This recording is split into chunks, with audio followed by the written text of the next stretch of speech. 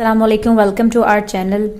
आज की इस वीडियो में हम 9th क्लास के साइंस ग्रुप के 1.2 एक्सरसाइज स्टार्ट करेंगे और इसमें हम उन्हीं क्वेश्चन को डिस्कस करेंगे जो हमारे स्मार्ट सिलेबस का हिस्सा होंगे। So let's start today's video.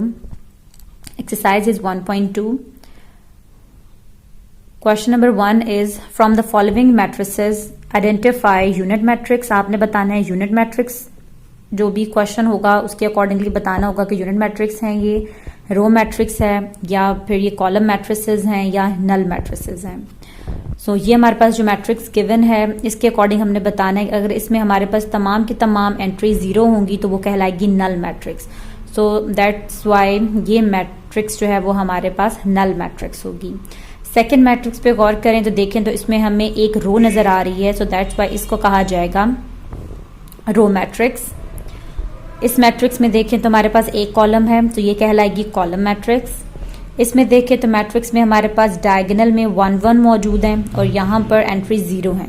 तो इस तरह की अगर आपके पास मैट्रिक्स हो तो वो कहलाती है डायगोनल मैट्रिक्स। अगेन यहाँ पर 0 है, ये आपके पास एक मैट्रिक्स गिवन है जो कि 0 एंट्रीज हैं उसमें, सो ये भी कहलाएगी नल मैट्रिक्स। 0 ये नहीं कहा जा सकता कि 0 एंट्रीज हैं, 0 एट इटसेल्फ एक एलिमेंट है तो इसमें एक एंट्री तो मौजूद है बट वो 0 की है, सो दैट्स वाई इसे कहा जाएगा नल मैट्रिक्स।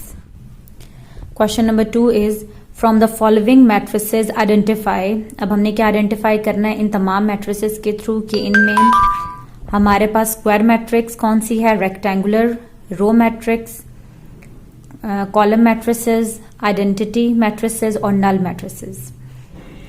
क्वेश्चन नंबर 1 में देखें तो इसमें हमारे पास नंबर ऑफ रोज और नंबर ऑफ कॉलम्स जो हैं वो सेम नहीं है। सो इस तरह की मैट्रिक्स को हम रेक्टेंगुलर मैट्रिक्स कहते हैं। सो फर्स्ट जो है वो हमारे पास एक ऐसी मैट्रिक्स होगी जो कि रेक्टेंगुलर मैट्रिक्स कहलाएगी। सेकंड में आप देखें तो इसमें एक ही कॉलम मौजूद है तो ये कहलाएगी कॉलम मैट्रिक्स। इसमें देखिए नंबर ऑफ रोज जो है वो equal to number of column है तो इसको हम कह सकते हैं कि ये हमारे पास स्क्वायर मैट्रिक्स की ऑप्शन मौजूद है तो ये हमारे पास स्क्वायर मैट्रिक्स होगी। इसको हम स्क्वायर मैट्रिक्स भी कह सकते हैं कि इसमें number of rows equal to number of column है और इसके अलावा एक और भी सिखाया जाता है, इसको हम आइडेंटिटी मैट्रिक्स भी कह सकते हैं। नेक्स्ट क्वेश्चन नंबर 5 में भी आप देखें तो number of rows is not equal to number of column, so that's why ये रेक्टेंगुलर मैट्रिक्स होगी। इसमें भी हमारे पास एक ही रो मौजूद है तो ये रो मैट्रिक्स होगी।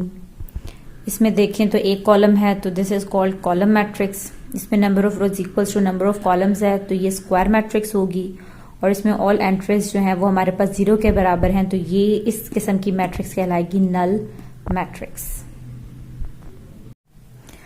Next question number 3 is from the following matrices identify diagonal, scalar and unit. Unit को हम आइडेंटिटी भी कहते हैं मैट्रिक्स।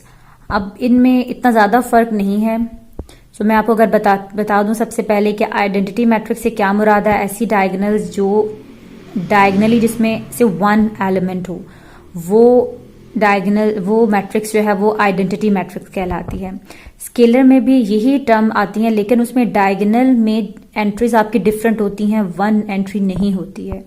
और यूनिट मैट्रिक्स और आइडेंटिटी मैट्रिक्स दोनों सेम होती हैं।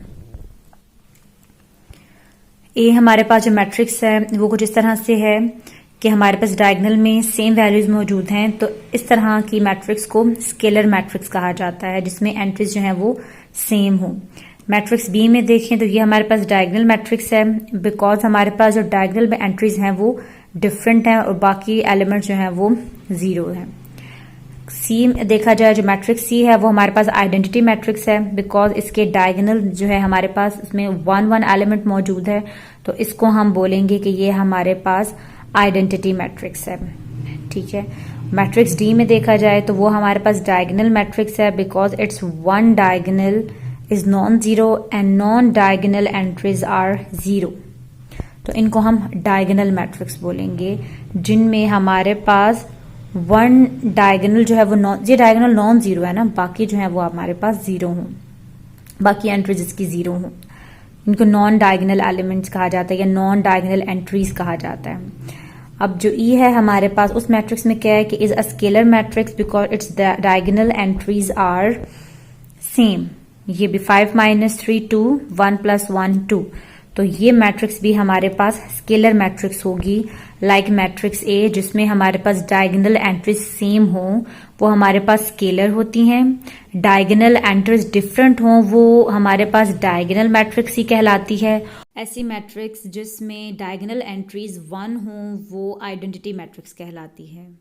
इन तीनों का फर्क आपको पता होना चाहिए।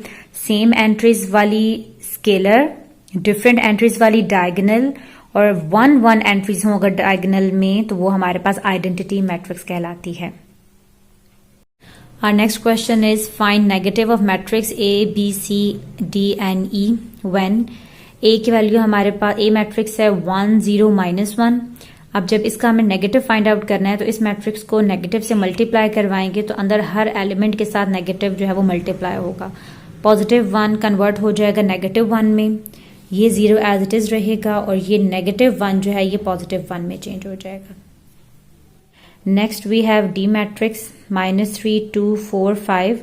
अब जब इसको हम माइनस से मल्टीप्लाई करवाएंगे तो उसके बाद क्या होगा कि ये -3 +3 में, +2 -2 में, -4 +2 में एंड देन +5 -5 में चेंज हो जाएगा और इसको हम बोलेंगे negative matrix. Question number 5 is find the transpose of the following matrix. यहाँ हमारे पास एक रो मैट्रिक्स गिवन है, इसका हमने ट्रांसपोज लेना है। ट्रांसपोज लेंगे तो हमारे पास क्या होगा कि जो भी मैट्रिक्स अगर वो रो की फॉर्म में है तो वो कॉलम में चेंज हो जाएगी। 5 1 6 ये ट्रांसपोज का साइन हम लगाएंगे इसके ऊपर स्मॉल t। ये रो की फॉर्म में है तो इसको हमने कॉलम की फॉर्म में लिख देना, कोई साइन चेंज नहीं करना, जस्ट इनकी पोजीशन चेंज हो जाएगी, रो से ये कॉलम में चेंज हो जाएंगे। तो इस तरह की जो मैट्रिक्स बन जाएगी अब वो हमारे पास ट्रांसपोज होगी इस मैट्रिक्स का। सी हमारे पास गिवन है, इसका ट्रांसपोज किस तरह से लेंगे हम, सी पर टी लिखेंगे फॉर ट्रांसपोज। अब यहां पर इसके फर्स्ट रो को फर्स्ट कॉलम में, second row converts into second column और थर्ड रो चेंज हो जाएगी थर्ड कॉलम में। तो ये हमारे पास ट्रांसपोज आ जाएगा सी मैट्रिक्स का। नेक्स्ट हमारे पास क्वेश्चन नंबर ई में देखें इसका ट्रांसपोज कैसे फाइंड आउट करेंगे। ये मैट्रिक्स गिवन है, ट्रांसपोज ई ट्रांसपोज, ये हमारे पास रो है, इसको कॉलम में चेंज कर देंगे, ये इस तरह से रो में लिखा हुआ है, इसको आगे कॉलम के फॉर्म में लिख देंगे। तो ये ट्रांसपोज है ई का, ई मैट्रिक्स का। Next question number 6 is verify that if A is equals to this matrix given है, बी गिवन है, then A transpose whole transpose is equals to A. तो फर्स्ट ऑफ ऑल हमने लेफ्ट हैंड साइड को solve करना है, मतलब इसको prove करना है कि इसका आंसर ए के इक्वल आना चाहिए। तो सबसे पहले ये ब्रैकेट को सॉल्व किया जाता है। हम सबसे पहले ए का ट्रांसपोज ले लेंगे। ए मैट्रिक्स हमारे पास 1 2 0 1 की फॉर्म में है। इसका जब ट्रांसपोज लेंगे तो वो किस तरह से होगा कि ये रो कॉलम में चेंज हो जाएगी, ये रो भी कॉलम में चेंज हो जाएगा। अब एक ट्रांसपोज तो हमने ले लिया, अब हमने अगेन ट्रांसपोज लेना है इसका। इसी मैट्रिक्स का अगेन ट्रांसपोज लिया जाएगा ए ट्रांसपोज का, taking transpose of A transpose, वो अगेन ट्रांसपोज आएगा। अब इसका हम ट्रांसपोज लेंगे 1 0। अच्छा, ये आप दोबारा लिखकर उसके ऊपर भी टी लगा सकते हैं कि हम इस मैट्रिक्स का ट्रांसपोज ले रहे हैं। 1 0 रो में, 2 1 सॉरी कॉलम में, 2 1 रो को कॉलम में। और अगर आप गौर करें ये जो मैट्रिक्स हमारे पास अगेन आई है, ये जो क्वेश्चन में हमारे पास ए की वैल्यू थी 1 0 2 1, ये एग्जैक्टली वही वापस आ गई है, वैसी की वैसी दोबारा बन गई है, बिकॉज हमने 2 दफा इसका ट्रांसपोज लिया है। So A transpose whole transpose is equals to A. So hence proved A transpose whole transpose is equals to A.